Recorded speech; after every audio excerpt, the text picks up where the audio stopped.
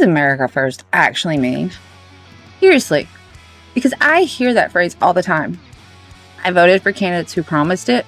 Millions of Americans voted for it. It became more than a campaign slogan. It became a philosophy.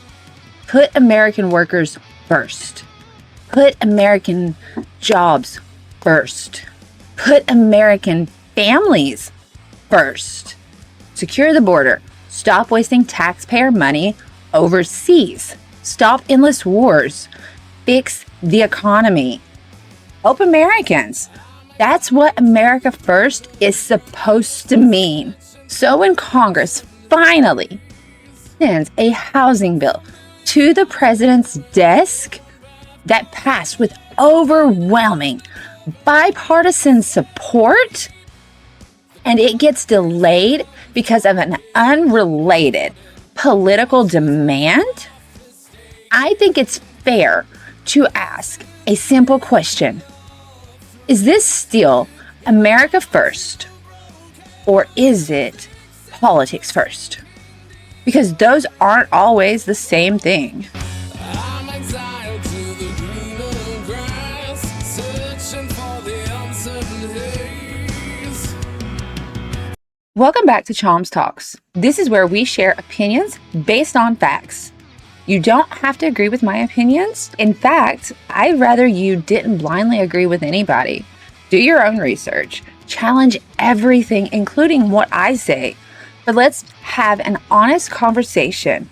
And today's conversation is one I think conservatives especially need to have with ourselves. Because sometimes supporting conservative principles means being willing to criticize conservative politicians when they stop putting Americans first. Let's start with what actually happened. Congress passed what lawmakers described as one of the most significant housing reform packages in decades. It wasn't a Democratic bill. It wasn't a Republican bill. It was both. Republicans helped write it. Democrats helped write it. It passed the Senate by an overwhelming margin. It passed the House by an overwhelming margin. Those kinds of vote totals almost never happen anymore. When Republicans and Democrats agree on something this significant, that's rare. Whether every provision is perfect is almost beside the point. Point is that Congress actually did its job, and then everything stopped. Here's something that doesn't get talked about enough. The people who negotiated this legislation weren't ideological opposites refusing to work together. They actually sat down and did the hard part. Republican Senator Tim Scott, Democratic Senator Elizabeth Warren, Republican Congressman French Hill, Democratic Congresswoman Maxine Waters. Think about that for a second. Tim Scott and Elizabeth Warren don't agree on much politically.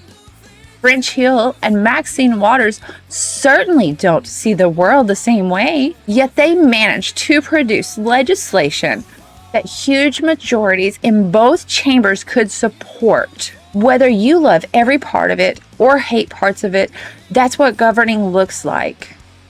Compromise isn't surrender. Sometimes it's how you actually get things done. Now here's the America First question. Who benefits if this bill becomes law? Not politicians, Americans. Young couples trying to buy their first home. Veterans, seniors, families priced out of the market.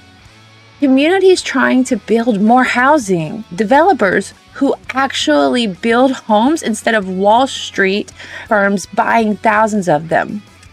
Is this bill a magic wand? No. Housing prices aren't going to fall overnight. Mortgage rates won't suddenly drop. But if it helps increase supply, reduce bottlenecks, and modernize housing programs, that's at least movement in the right direction. Government rarely solves huge problems overnight, but it can stop making them worse. Now let's talk about the other side of this. president has said he won't sign the housing bill until Congress passes the Save America Act. Some conservatives support the SAVE Act, some don't. Reasonable people can debate voter ID, proof of citizenship, and election procedures. That's not really what this episode is about. Here's what I say. Whether you want to believe the 2020 election was stolen or not, I'm not here to debate that in this episode. What I am here to say is that Republicans won the last elections across the board. It's time to stop fucking crying about 2020 and put the American people first and do what is best for the American people. Republicans won. You have the White House. You have congressional majorities. Now govern. Campaign season eventually has to end. Government has to begin. Here's the test I think every issue should pass. Does it make life better for Americans? Not Republicans, not Democrats, Americans. If the answer is yes, why wait? Why delay it? Why make one issue dependent on another completely unrelated issue? Imagine your mechanic saying, "I'll fix your brakes after you repaint my house." Those things have nothing to do with each other. Housing and election are separate debates. Handle them separately. That's how governing works. I don't believe conservatism means defending every decision made by every Republican politician. I believe conservatism means defending conservative principles, limited government, physical responsibility, strong national defense, secure borders, personal responsibility, and accountability. Accountability doesn't stop because someone has an R next to their name. If anything, we should expect more from politicians we voted for. Democrats, stop pretending government spending fixes every problem. Republicans, stop treating every piece of legislation as leverage for something else. The American people are exhausted. They don't want another political reality show. They want results.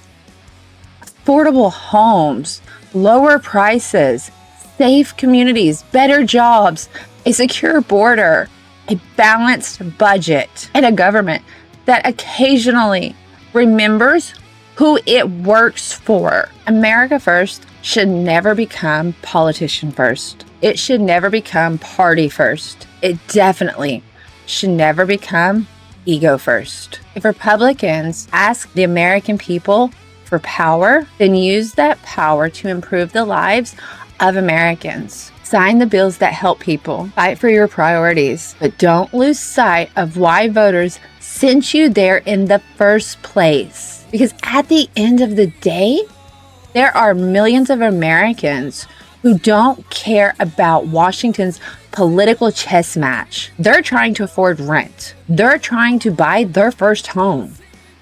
They're trying to build a future. Those are the people who deserve to come first. Not because they're Republicans, not because they're Democrats, because they're Americans. And if America First means anything at all, that's exactly who should come first. If you enjoyed today's discussion, let me know what you think in the comments. Do you think the housing bill should be signed on its own? Should it be tied to the Save America Act? Or should Congress go back to the negotiating table? Keep it respectful, keep it thoughtful, and as always, stay curious, keep asking questions, and have a wonderful day. Bye.